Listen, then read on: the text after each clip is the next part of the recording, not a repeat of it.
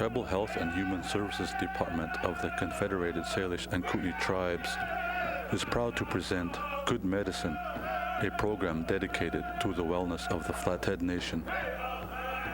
The mission is summarized quite simply: a healthier people, a stronger nation.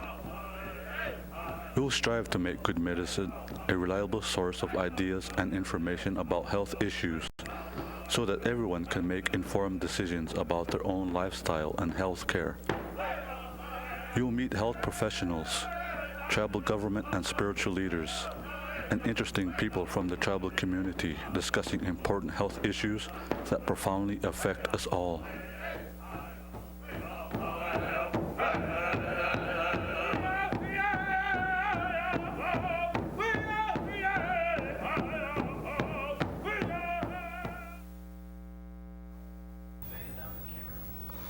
Hi everybody, and welcome to Good Medicine.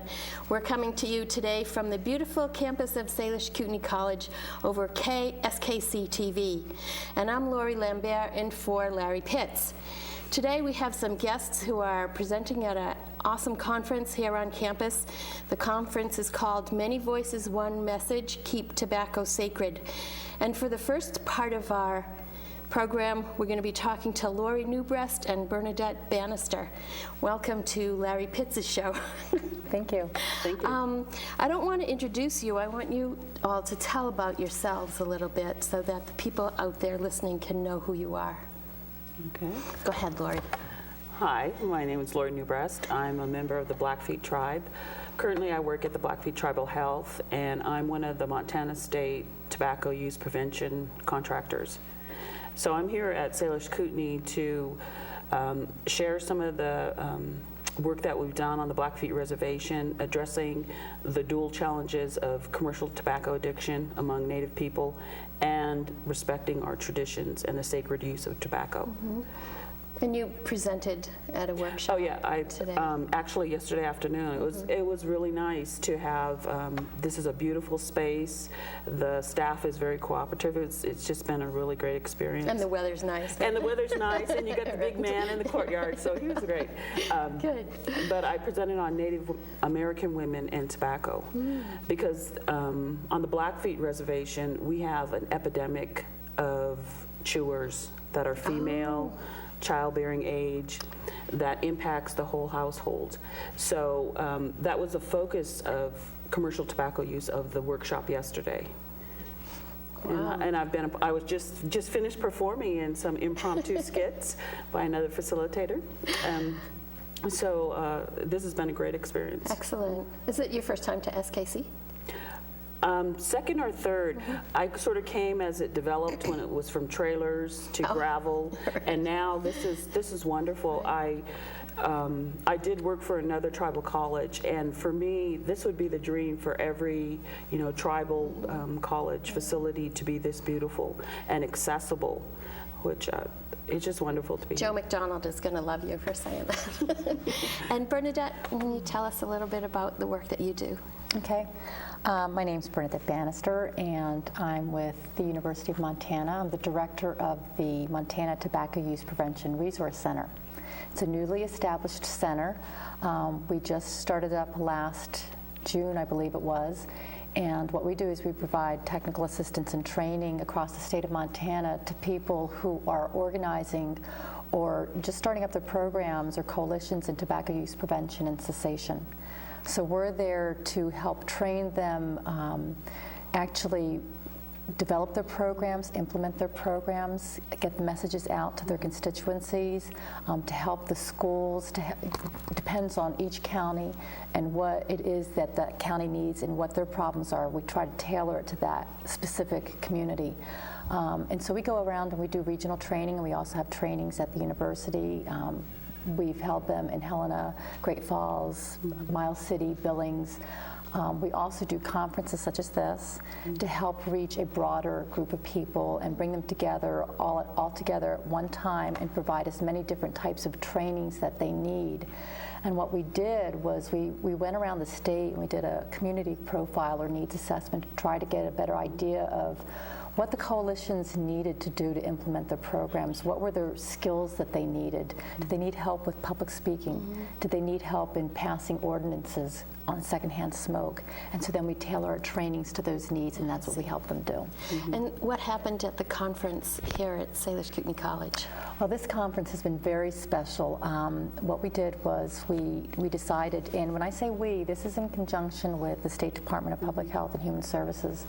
They're the instigator behind all of this. They've been helping to make, they're actually responsible for the resource center. What we decided we needed to do when we looked at tobacco use across our tribes and within the urban centers, we realized that we really needed to tailor a tobacco use prevention message to the Native Americans and to help them implement these programs in their own way. It's very different from anything else that I've ever done. So what we did was we knew that we couldn't do this, we being the University of Montana, the Montana Department of Health and Human Services, we couldn't do this without the help of the Native American Working Group on Tobacco Use Prevention. So we put together a planning team that would involve our Native American tribes all the way across the board, not one tribe. We tried to be very fair, and we had Northern Cheyenne, Blackfeet, Crow, Fort Belknap were represented on our planning team. Theda New Breast was one of our planning team members.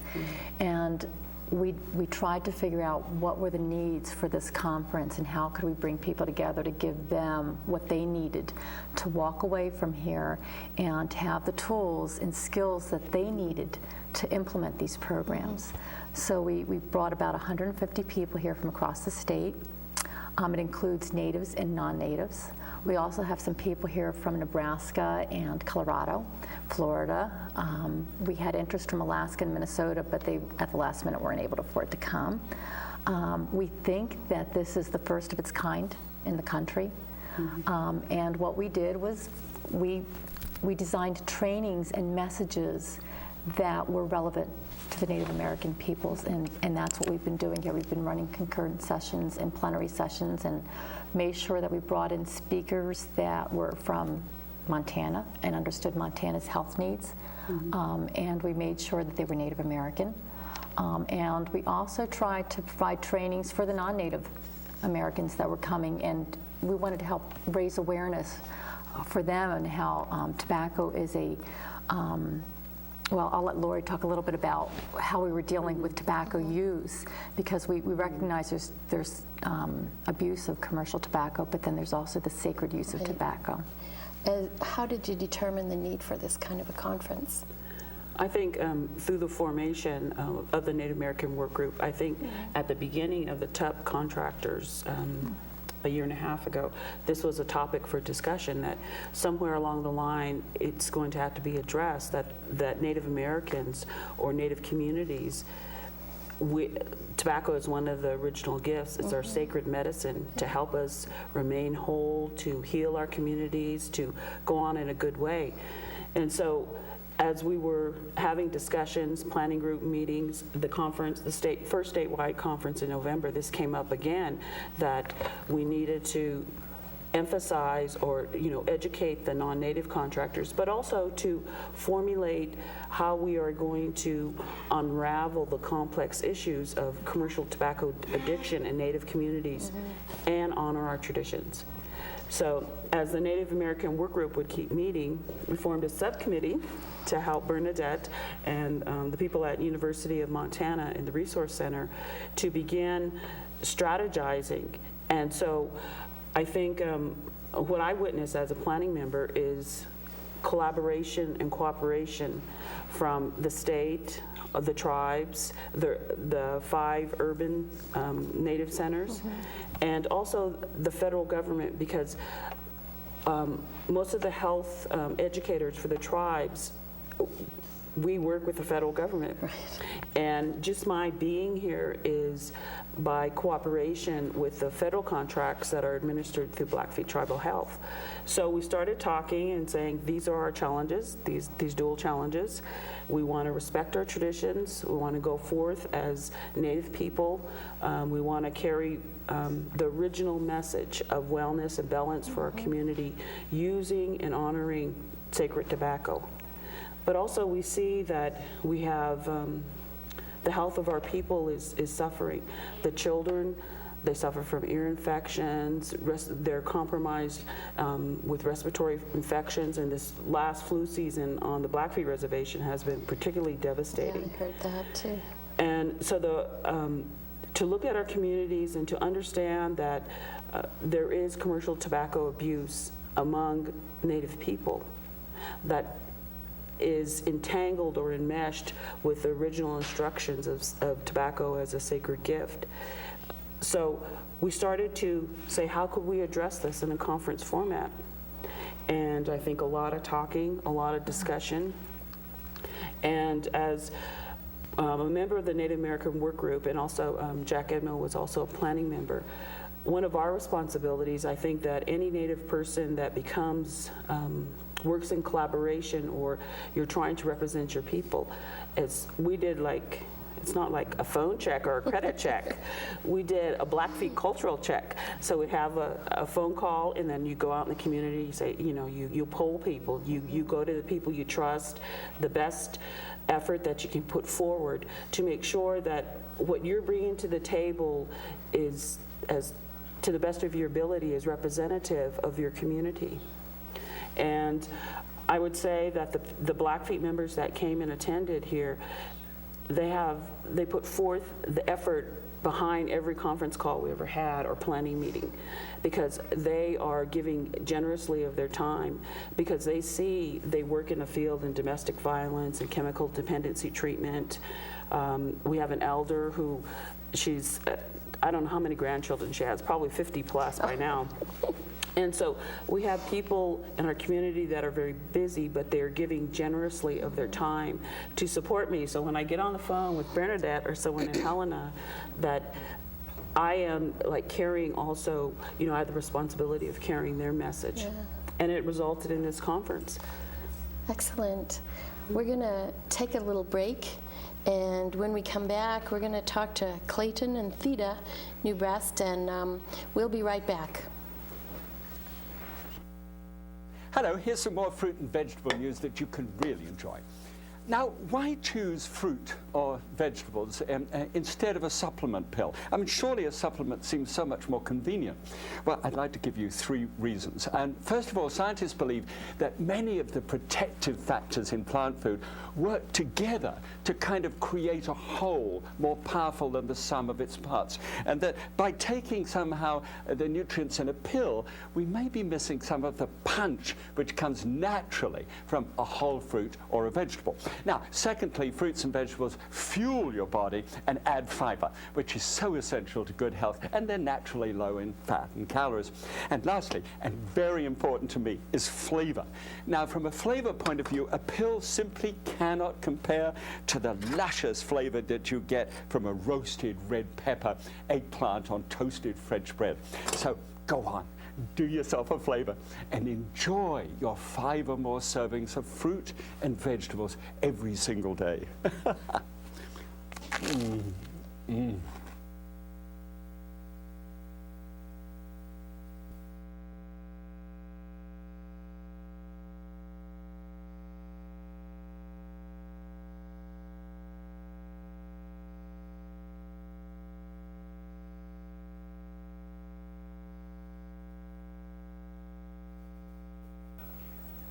Welcome back to Good Medicine, everybody. We're talking about the tobacco conference that's being held here at Salish Kootenai College, and we have some new faces for you to meet. Dr. Clayton Small from the Northern Cheyenne Reservation, and Theda New Breast, who has a master's in public health, and she's from the Blackfeet Reservation. Welcome. Welcome to Larry Pitts' show. Wonderful. I wonder if you could start out, Theda, and tell people a little bit about your work. Okay, MPH stands for miles per hour. Right. To start with, no.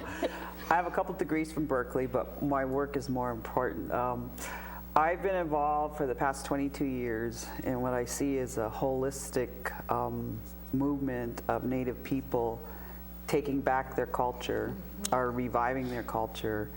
And what that entails is putting down your Budweiser, putting down your pack of Marlboros, not hitting your kids. It's kind of like, you know, put down your Budweiser and pick up your kid kind of movement over the past 22 years. I'm here at Salish Kootenai because I was really excited. The Blackfeet Tobacco Program invited me to be on their coalition.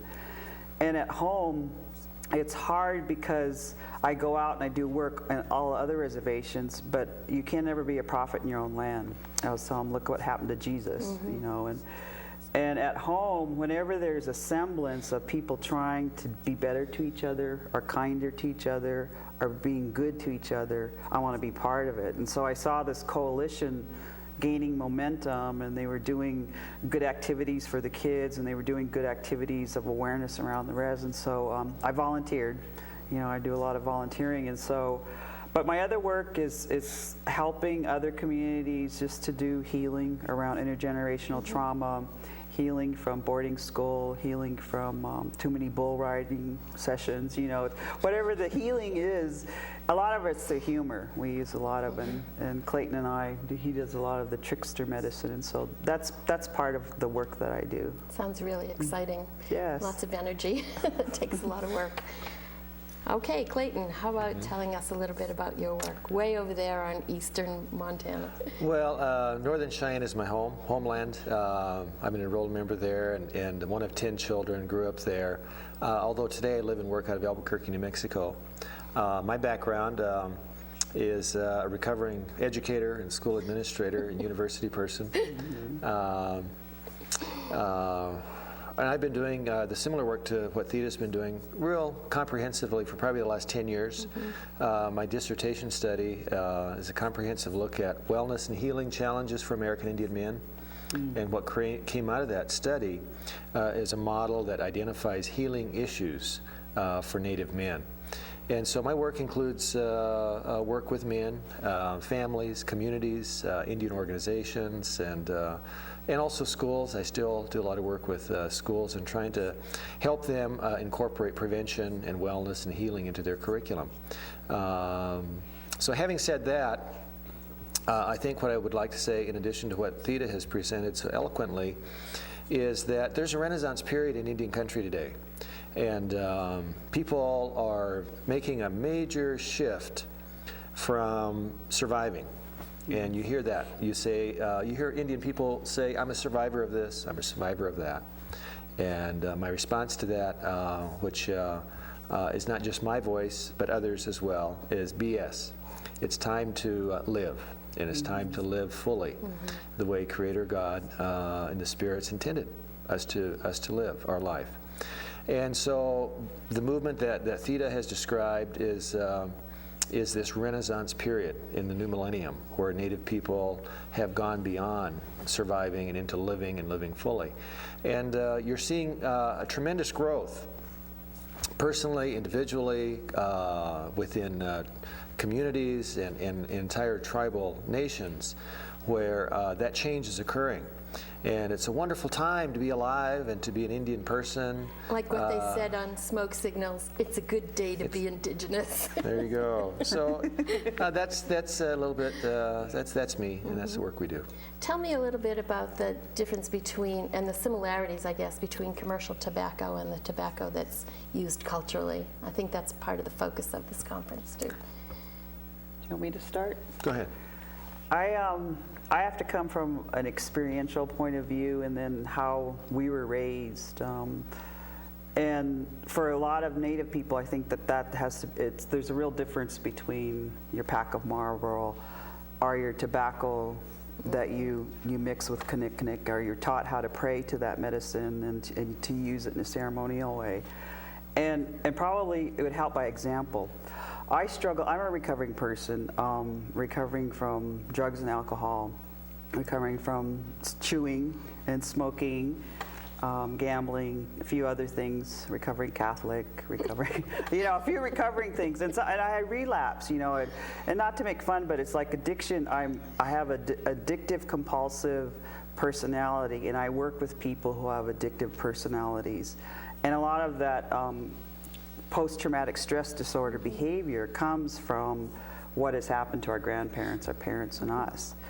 And the way that I had to deal with the road to commercial tobacco and sacred tobacco is I really had to make a ceremonial commitment.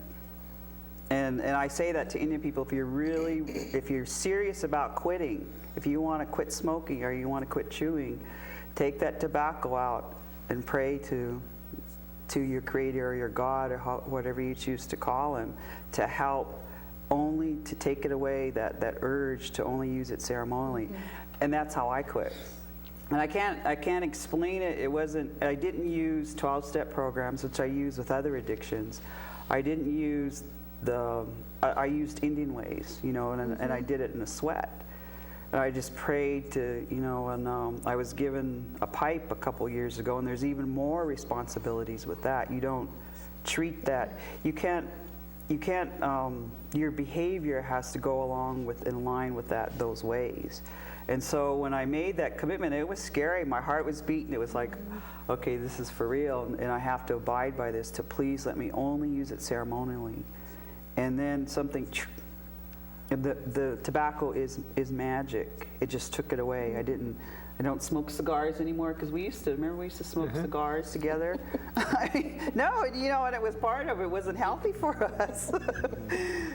You know, those kinds of, and so I know, and as I witness the 167 people we had that registered for this, I can see in the Native people, there's this click, click, click, click, because they're beginning to say, those that do smoke, there's a shame behind it, and they're saying, well, how can I stop?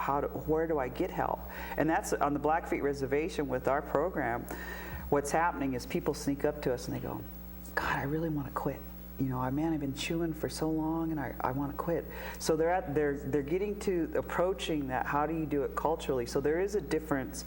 And I have to say, it's not like a one-time thing. You just don't go be an Indian on Sunday or Tuesday and Wednesdays or whenever there's an occasional sweat. It's a lifetime commitment. So in that sacred way, you know, that can be used. In the commercial way, commercial is involved with money and greed. And so anytime you have that, there's nothing sacred about it. So that's the difference. Do you want to add to that, Clayton? Well, tobacco is a medicine. And like any medicine, if it's used in an appropriate, healthy way, people receive blessings from that. If it's used medicinally in an unhealthy, disrespectful way, it's dangerous. And so that's the context. You know, that's kind of the image I think we need to look at when we take a look at the abuse of or commercial abuse of tobacco. Native people are strong. We're resilient. We've overcome so much, and we're walking into that beautiful light. But we've also been wounded, and we've been traumatized. And our greatest strengths are our ceremonial life, as Theda said, our culture, our spirituality, our ceremonies. As is our ability to laugh at our defects and our flaws. And so I guess I'd like the viewers just to acknowledge that. Those are our two greatest gifts. And tobacco is one of the covenants within our ceremonial life. If it's used in a respectful way, if you make an offering, if you're prayerful, and if you're sincere, blessings and gifts are going to come to those that you mentioned. And to me, that's the essence of how we use tobacco. Tell me in a few short sentences, what's going to happen next year? Are we going to have another conference, and where do we go from here? Well, I think it's like this conference is kind of any prevention. It's like brushing your teeth. You don't brush it once. You've got to continually, and even more than once a year. I mean, I would really like to have this, to see this. I mean, my dream would be to have this conference go out and have little mini conferences at each of the 7 reservations as part of it. Yeah. Clayton? Absolutely. I mean, you hate to, it's been my understanding that the state legislature is the big decision maker about how much money comes to this tobacco prevention initiative for the next year or two. And so the hope is that the decision makers at that level will see the merit of this program and continue. Needs to. It's a wonderful start. It is. It's excellent.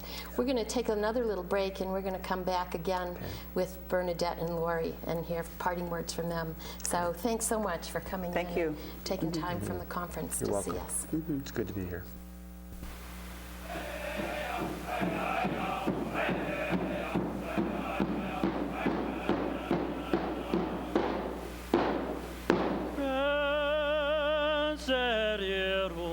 The choices we make today affect our options for tomorrow. I choose not to smoke and pursued my ability to sing. I've been able to travel, make new friends, and see different cultures. Choose carefully. Don't limit your future. Okay, welcome back. And this time we see Bernadette and Lori back, and they're going to tell us about some parting words and where they think that the conference is going to go and where the program is going to go from here. So, Lori, you want to start out and say, where do you think we're going to go from here? Well, I hope forward. Are we going to see you back here next year? I hope so. SKC is a lovely facility. It's been great. And I just want to thank everybody involved for having us here and hosting us and being a part of your home for this short period of time. For the conference, I think one of the things that I carry as a prevention worker, as a Blackfeet tribal member, as a Native woman, is the privilege of having traditional teachings from people who work with the sacred tobacco, with the sacred medicines. And one of the things I carry as a woman, and not as an elder, although I'm aging, I'm getting close. Don't tell Theda that. Is that we have to help the medicine. That it's not like IHS where you go and you get, a shot and boom, you're well. Our way of being whole and being balanced and moving forward as a people in a good way is that we also must do our part. So my hope for the conference is that whatever voice we have, if it's a song or a prayer, a call to the local representative, a call to the person in the Senate, a call to the governor, that people watching or who have experienced this conference go home and carry that message that all Montanians, all Native Americans living in the state of Montana need tobacco prevention help. And that was the original intention of the Master Tobacco Settlement Act. That some of the ill effects that our communities in Montana, the Native communities, our families, some of the health effects that we've borne over the introduction of commercial tobacco, that we use this money to go on in a good way, that we do our part to help the return of this to honoring tobacco in a sacred way, but that we help the medicine. So that's my hope for this conference and the participants and everybody watching this tape at SKC, that you ask, what can I do? What can I do in my community, in my family, in your own life to contribute to going on in a good way? And if it means political action or a prayer at dawn, both of those will work for me. Excellent. Bernadette, 30 seconds. Well, we'll be back. We laid down the foundation for some common ground here, and there's a lot of energy, and there's a lot to be done, and I think that it will happen. But I'd be remiss if I didn't thank the Confederated Salish and Kootenai tribes for their generosity and for hosting this, helping to host this, and for the college. They've just done a fabulous job. Okay, thanks, and thanks for tuning in, and we'll see you next time on Good Medicine.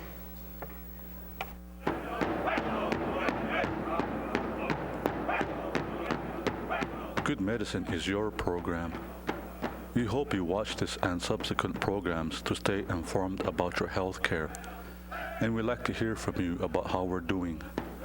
Please direct any comments or suggestions you have to us. You can reach us at